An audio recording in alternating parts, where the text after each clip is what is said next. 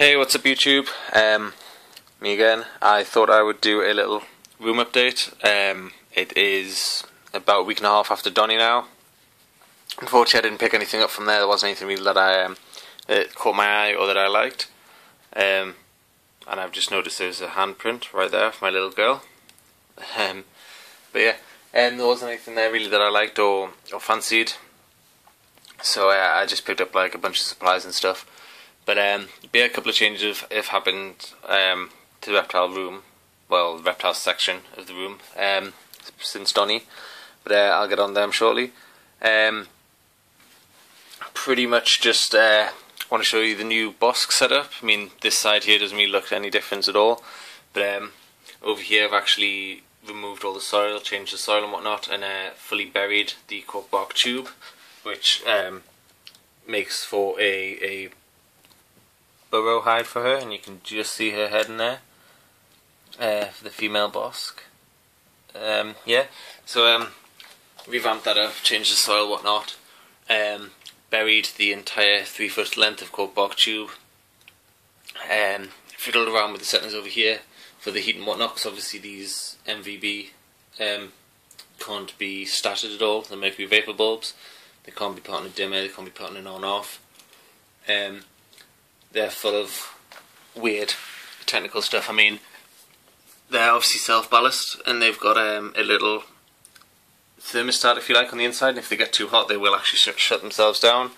But also the reason you can't use them on off start or whatnot is because they have a 50-minute reset time. So if I was to turn this off now after being on and then turn it on even immediately, it wouldn't come on for 15 minutes. So obviously that's not too good. And they can't use a dimmer because they need a constant set volts or watts, I'm not entirely sure. But regardless, they need a constant, so they can't be set on a dimmer, and obviously a pulse would be erroneous due to the fact that it takes 15 minutes to come back on after turning off. But yeah, it seems to keep the temperatures pretty good. Basking spot's about 140. I'd like it a bit higher, but I'm happy with that at the moment. Cooler end temps, hot end temps, they all seem spot on. So yeah, that's all there. Above Hunter, obviously, is... Oh, I've got the light turned off for some unusual reason. Above Hunter is my female boa. 6 years old. She's about 6 and a bit feet. She's not too bad. She's a very, very placid girl until she proves me wrong. She's got a bit of a nose rub off a couple of previous owners and whatnot, as you can see there.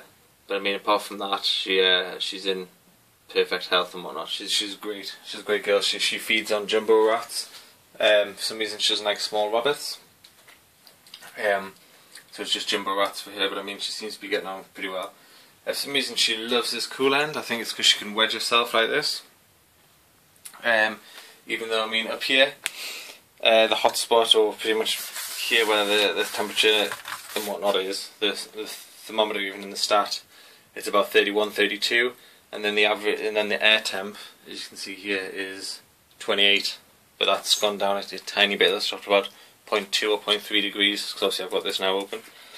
But yeah, she's on the move, very slowly. But yeah, she's fantastic. I mean, she's just a normal, but I say that as in, well, I hate saying she is just a normal, because it makes it sound as if she's just this or she's just that. But yeah, she is a normal boa. She's no fancy morph. But to be honest, I think she's perfect the way she is. What I look to is my motley and things like that, and other morphs. Imagine what they're going to look like when they're this size. They're going to be awesome. But yeah, a bit of a change up here. Above, on top of her is literally the shit. Pretty much just everything that I can't fit anywhere else, which I need. Obviously, old duvet and pillowcases for transporting the snakes and stuff around. PRK, Practical Reptile magazine. Practical Reptile Keeping. Some other bits and bobs on there, books and whatnot. Tools, but they will go away. A printer from work. A poly box because they always come in handy. Spare hides and dog dog bed, which I can turn upside down and use as a hide. Spare bulbs, obviously, what's that stuff called again? Calcium dust and whatnot, spare rubs. The box off the light, because the warranty is only valid with the box, I think. Snake hooks, feeding tongues, all that jazz. W roaches, W roach colony. This seems to be taking forever to produce. Well, not to produce, sorry, it's just going to take forever for them to get all to feedable size. I mean, these guys here, they're just on egg cartons, which I get from a cafe opposite where I work. Obviously, I get the big ones, which you can see right up. Oh, that's my entire finger, right up there. They do come in the full, like 12 by 12 inches, I think, like a foot squared.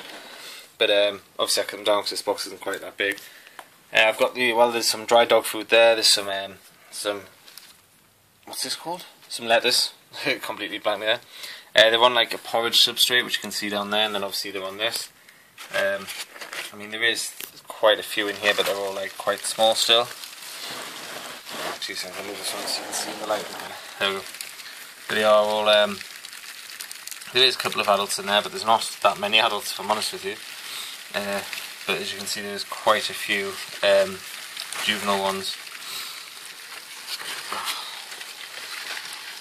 Yeah, so I'm just looking forward to when all these juvenile ones get adult size and can start breeding themselves, and I think from then it's just going to explode, and I'm just going to be overrun with roaches. Obviously they're not going to be kept in here for much longer.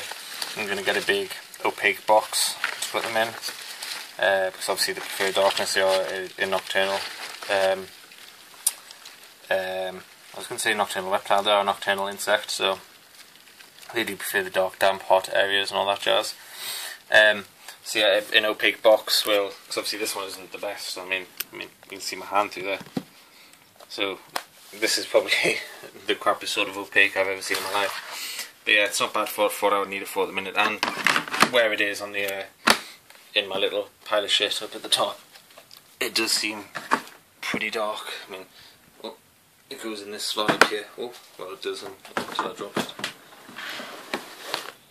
There we go, and then that gets heat leaving off from the ceramic, which is there. The heat goes right the way up and does actually warm that box quite well. But yeah, the biggest change to Reptile, which I did with the money that I was saved for Donnie, is my snake rack, if you like. This is pretty much, well, I say pretty much, this is all self-made apart from apart from the tubs. Each one of these tubs is from IKEA. They're about £9. They're called compliment boxes, and these are the biggest ones that you can get. It's compliment with a K for some reason. These are the biggest ones you can get. These are 1 metre long by 1 metre deep. And I built a rack, obviously, which is what the tools were used for up there. The router and whatnot, the router, whatever you want to call it, and the drill and whatnot. And what these guys are on, or they are on, if you can see down there, I've routed into the wood a M shape for the heat cable. I've then obviously routed the heat cable in that M shape, covered it with this foily stuff, which is essentially tinfoil with sticky tinfoil. And then on top I've put sheets of metal, as you can see there, like an entire sheet of metal, which helps disperse the heat a lot better. But yeah, I'll show you guys what's going on with these. In the top one, I have, the worst thing about these is pulling the drawers out and the water spills everywhere. In the top one I have the female DH snow.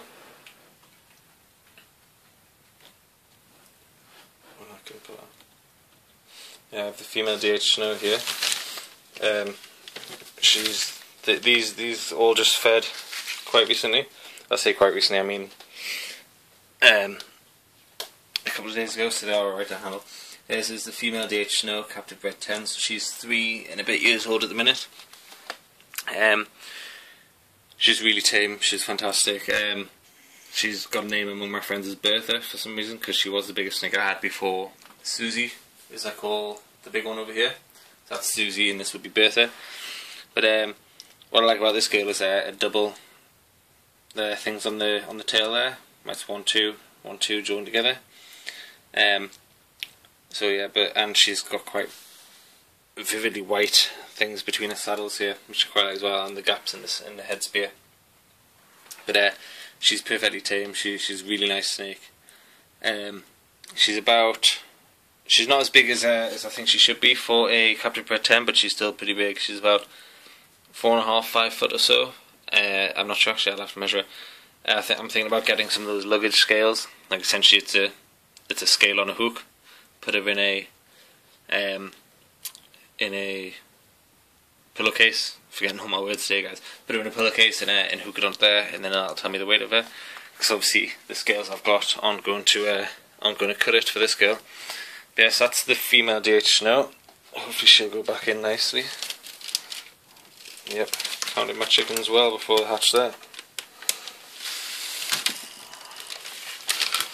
Yep, and she's hooking the paper. So yeah, that's actually, I think she's hooked it up. You can see the metal plate is about a foot.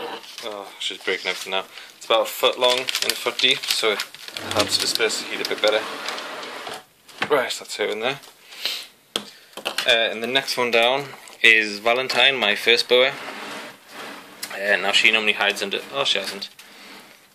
She is stupidly deep in blue. Yeah, as you can see by her eyes here, because she normally has really piercing eyes. I'm not going to get this girl out. I'm not going to disturb her too much. But yeah, this is Valentine. She is my pastel head Anery Snow. Not head Anery Snow. Jesus Christ. She's my pastel head Anery.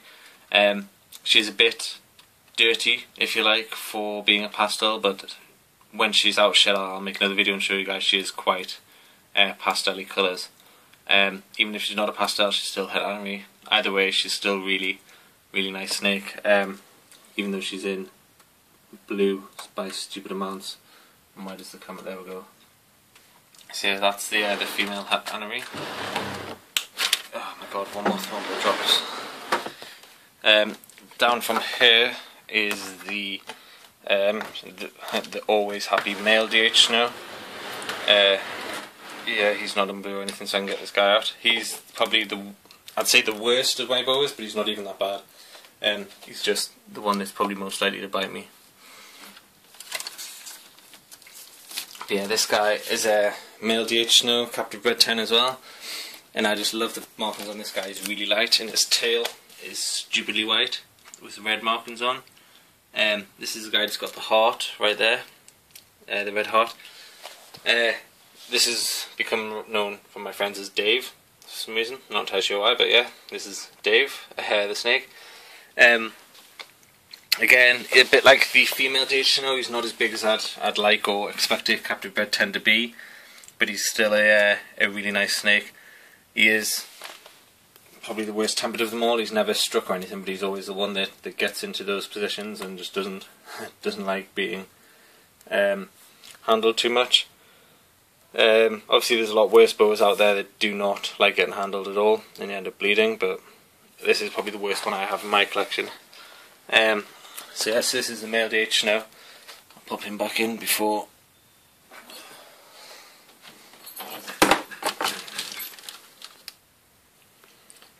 Sorry about that, guys. Someone decided that, the postman decided they want to knock on the door there to deliver a parcel, so I just had to go and attend to that real quick. So yeah, that's the male DH Snow in here. I think this is the tightest of all the 4 drawers, if I'm honest with you. But there we go, that's him in. And in the bottom one is the Motley, or as everyone else in the world has decided to call it, Mr. Motley. If you're wondering what that belly clicky noise is, it's my daughter's dog, Miley.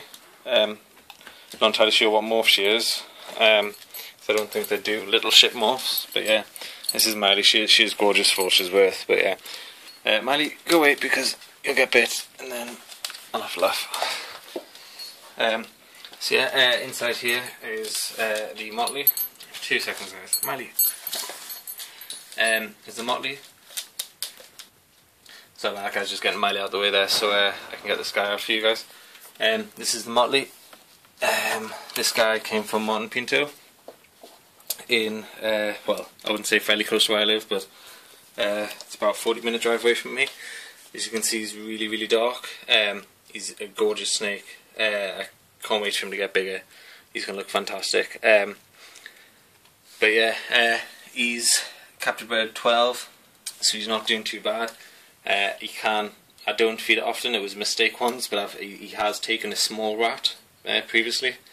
The shop decided to give me a small rat instead of a large arena. I know there's not that much of a difference, but yeah, he's a very inquisitive guy. He's never really shown any signs of aggression or anything like that. All his tail patterns seem to merge into one almost as well. And he's very, very inquisitive of this camera. He's almost standing up like a cobra there. But yeah, so yes, that's a male motley. My future breeding plans for these guys are, well, what I'd like to produce in the future is hopefully motley snows. It's going to take a good couple of years to produce these. At least 12 years, I think. I know it's not a new morph, it's not anything super special, it has been done before, but that's just my my target. What I plan to do that, obviously, is from advice from proper breeders like Martin and whatnot, is breed the snows to each other. Hopefully get a female snow from that batch, wait 4.5 years till she can breed that female snow to the male motley at the bottom here. Hopefully get a female in that clutch and breed one of the females from that clutch back to the male motley, and hopefully that will produce female snow. That will produce motley snows. I think that's the order of doing it anyway. I'm not 100% sure, but yeah, I think that's the way around to do it. But yeah, basically I've got everything here that I need. I've got het anerie, I've got 2DH snows, and I've got the motley, so I've got everything here that I need to produce it. It's just getting the right order and the right waiting time to do it. But yeah, hopefully that's something that I'm going to aim for to produce. What's the point in having a hobby with no aims, essentially? So yeah, that's my aim. And on top of these guys is the Crested Marley. This was the first captive bred reptile that I bought from new, if that makes sense. So she came straight from the breeder to me. She's just in her hide here. She seems to be doing really well. She's quite big now. She does lay quite a few eggs, infertile or not, I'm not sure, but you know, I incubate them anyway. She's just in the 45-60 Exoterra, and because she's my only Crested, it's just pimped, if you like, pimped out. There's springtails in there to clean up her poo and whatnot. There's like lots and lots of like fake plants, just to make her feel at home, really. I'm in two minds or not. I mean, I know I've had them before, tokays, but I'm thinking about getting some tokays again for some reason. They've grown on me recently, so I'm not sure if I'm going to be doing something like that. Because I'm going to need something to keep me occupied in the next 12 years while trying to create motley boas, motley snows, or snow motleys, one of the two. Or I might just go and buy a big female snow, breed that to the motley in a couple of years' time, obviously, and then that'll take about 4.5 years off the breeding plan. The 12 years or so, that is going based on the fact that the two DH snows produce a female snow.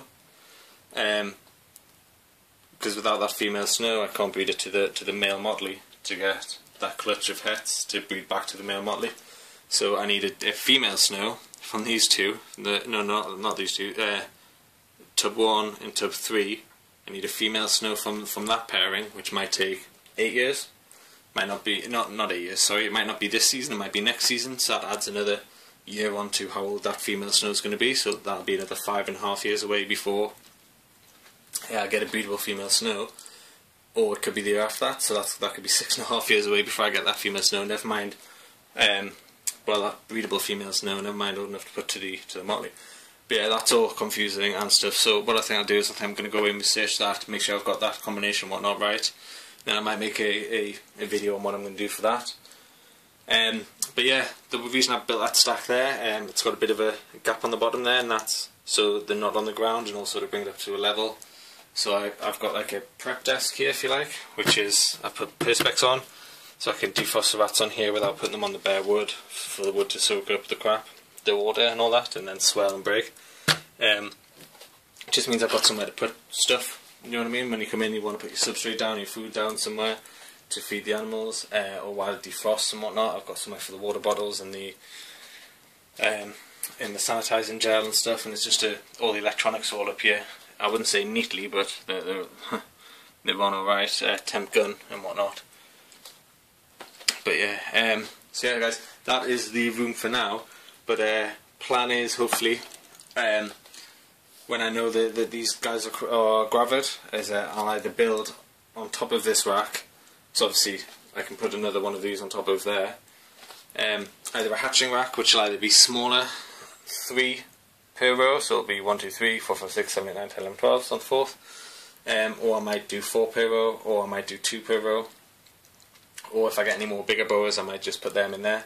Obviously I know that the females in number 1 and 2, the female DH Snow and the female Pastel Het Army are going to need a Viv the size of hers, but not for a long time yet, and that will go on top of there probably, because that's a 6x2x2. There's another 3 foot from the top of Susie's Viv to the ceiling, where I could easily fit another 6x2x2, and then obviously by the time the Het Anery is big enough to go in a Viv like that, I'll have more room hopefully, or I'll just take over the rest of this room.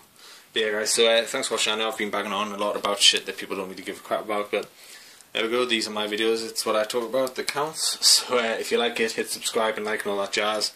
If you don't, then hit subscribe and like and all that jazz anyway.